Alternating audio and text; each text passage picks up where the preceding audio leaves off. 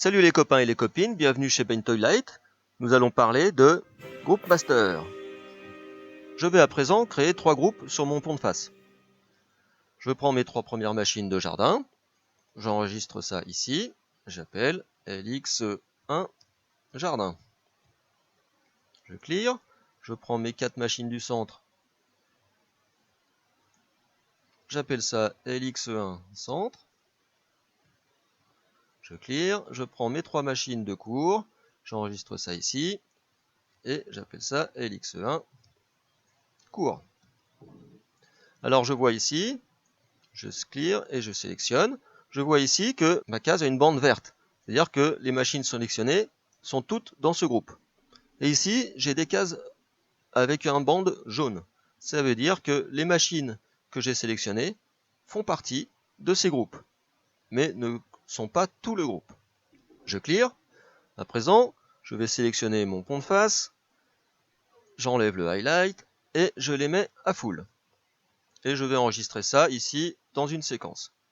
Fais store, ma séquence. Alors je clear, 3, et je peux envoyer mes dimmers de mon point. À présent, si je fais un swipe sur mon groupe, j'ai ici la case Edit Options. Je clique dessus, ça m'ouvre les options de mon groupe. Alors j'ai son nom, je peux lui mettre une apparence, un scribble, et ici j'ai des différents modes. Dans ces modes, donc là il n'y a aucun mode, je peux le mettre en positif.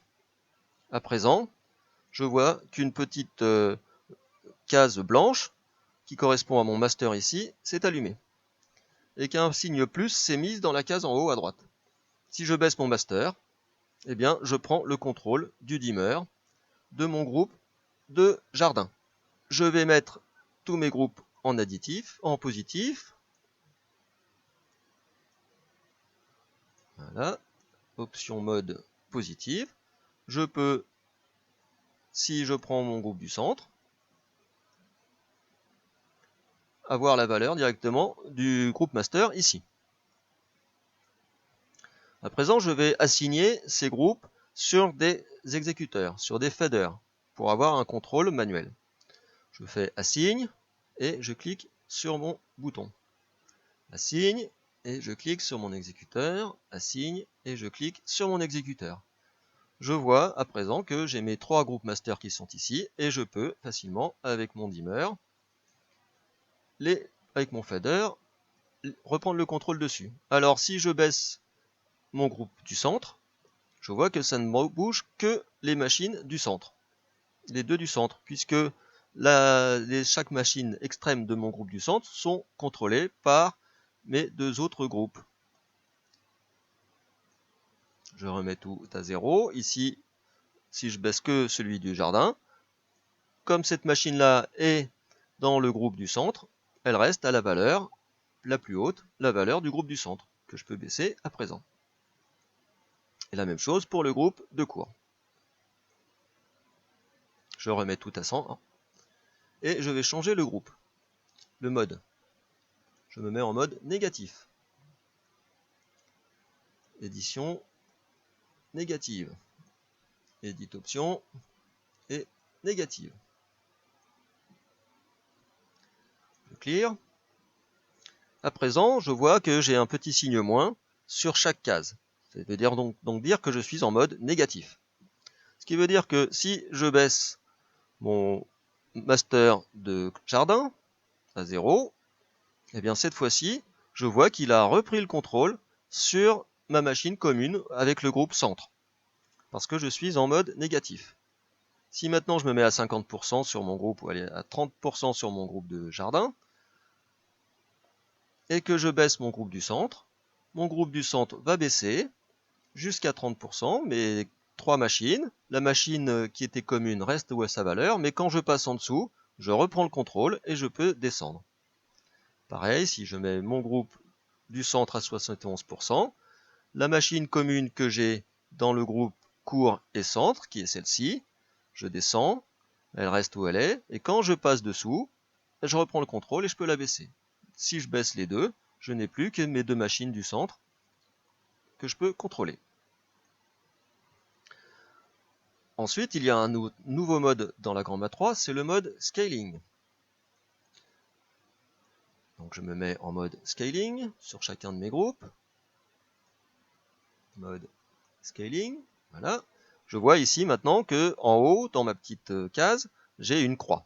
Donc c'est le mode Scaling. Ce qui veut dire, si je mets tout à fond, je vais baisser mon groupe de jardin, mettons encore à 30%.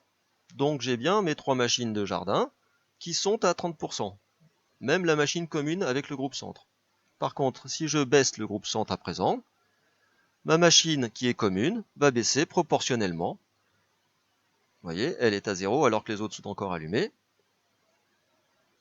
Et la même chose, si je mets mon groupe centre à 73%, je vais baisser mon groupe de cours et je reprends le contrôle. Alors 73 on voit pas très bien, je vais me mettre à 53 et je baisse progressivement, proportionnellement, ma machine commune baisse jusqu'à atteindre le 0. Là je suis à 0, alors sur la machine commune, alors que je suis encore à 12,5% sur les deux machines extrêmes. Enfin, le dernier mode est le mode additive. Je passe tout en mode additive. Voilà. Je vois ici à présent que j'ai un petit rond qui s'est mis dans ma case de groupe, qui m'indique bien que je suis dans un groupe additive. Alors le groupe additive, si je baisse ma séquence à 0, eh bien, je vais pouvoir, sans avoir de valeur de dimmer enregistrée dans une séquence, je vais pouvoir directement allumer mes projecteurs avec mon groupe master. Je constate également que les machines communes restent aussi à la valeur la plus haute. Ici, j'ai le contrôle des deux machines communes grâce à mon groupe du centre. La même chose là et là. Alors je peux aussi, si j'efface un de mes groupes master, dans ma barre de commande, je tape D et puis je vais effacer par exemple celui de cours, je l'efface.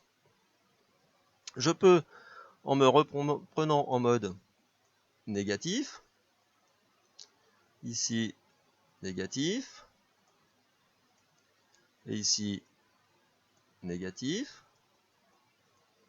En fait, en rentrant une valeur de master dans ce groupe-là, je renvoie ma séquence, j'en prends ça, eh bien, mon groupe de cours ne dépassera jamais 52,2%.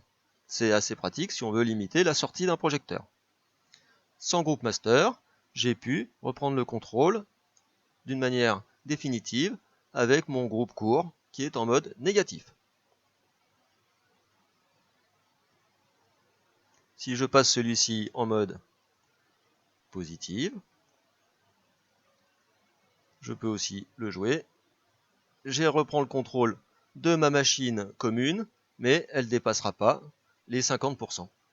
Voilà pour les groupes master et leur mode. À très bientôt. Ciao ciao.